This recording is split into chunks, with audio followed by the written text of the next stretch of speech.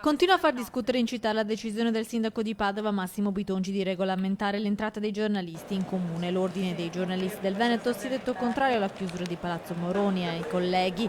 Anche il segretario della CGIL Cristian Ferrari dice che il comune è la casa dei cittadini e non si deve limitare la libertà di movimento dei giornalisti nelle sedi istituzionali democratiche. Duro anche il commento di Vittorio Feltri, direttore di Libero, contattato dal Mattino di Padova, ha parlato di incapacità e debolezza del sindaco. Bitonci con un post su Facebook ha detto di aver parlato poco dopo con Feltri e che il direttore ha precisato di non essere a conoscenza della polemica, ma sentiamo cosa ne pensano i padovani. Insomma, penso che nel momento in cui c'è una notizia o un qualcosa, no, per cui valga la pena di far sapere, no, alle persone questa notizia, insomma, penso che i giornalisti possano avere il diritto di entrare, ecco, in comune, non solo nel momento in cui c'è una conferenza stampa.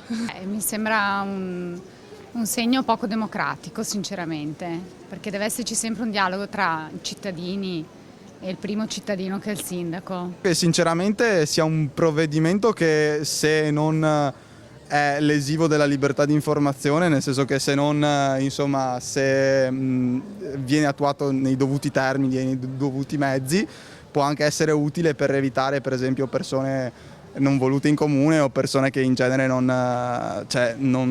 fanno nulla mentre qualcun altro stava lavorando.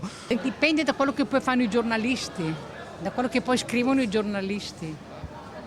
Non comment. Non comment.